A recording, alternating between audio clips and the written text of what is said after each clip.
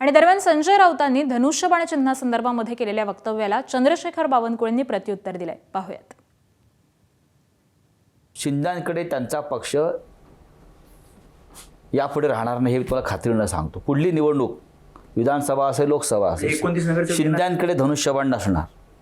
शिंदेनी chief जस्टिसला जरी पुष्पगुच्छ दिला असला बरं का असं वाकले असले तरी पण भारतीय संविधान जे सांगताय संविधानातलं जे 10th शेड्यूल सांगताय त्यानुसार म्हणून ते तारखावर तारखा हिंमत नाही निर्णय द्यायची त्यांची त्यानुसार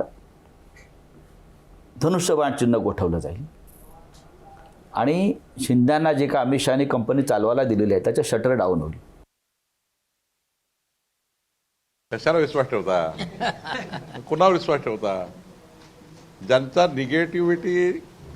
निगेटिव्हच प्रचार करायचा विषय आहे. मी वारंवार सांगतो हे जे यांचे पक्ष जो कमी होत चालला ना हे निगेटिव्ह म्हणून चालला आहे. कशाला त्यांच्याकडे एवढं मोठं मॅन्डेट आहे आणि संविधानामध्ये ज्यांच्याकडे मॅन्डेट आहे ज्यांच्याकडे लोकप्रतिनिधी आहे तोच त्याचा मालक असतो त्याचा चिन्हाचा प्रमुख असतो. एबीपी माझा उघडा डोळे बघा नीट.